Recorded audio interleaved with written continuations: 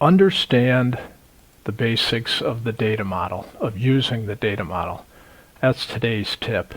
And I'm just going to show you quickly what the data model does for me. You can see in here I'm analyzing COVID data. I like to have it boiled up to a very high level, and I just don't get focused on the details unless I want to. So in this case, I roll it up by region of the country, and you can see these two queries here tie into the Johns Hopkins data set.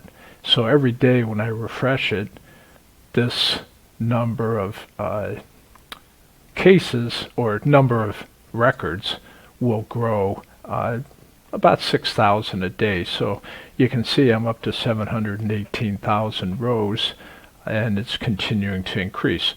Now the beauty is with the data model, it doesn't really matter.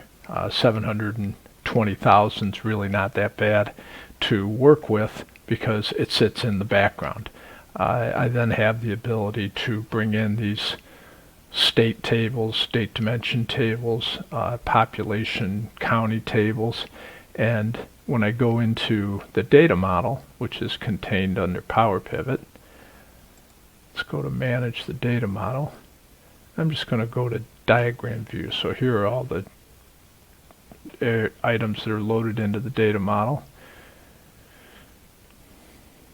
And this is the diagram view. So 4 of these tables are connected to give me the reporting that I need, which drives pivot tables and ultimately drives this chart. So on this chart, I can just come in at any time I want and select any period and have an updated analysis for the month. And then I have a bunch of other analysis, but this is the starting point, and I think that the data model makes that possible. So one reason to understand what the data model can do and start to think about how you can implement it into your workflow.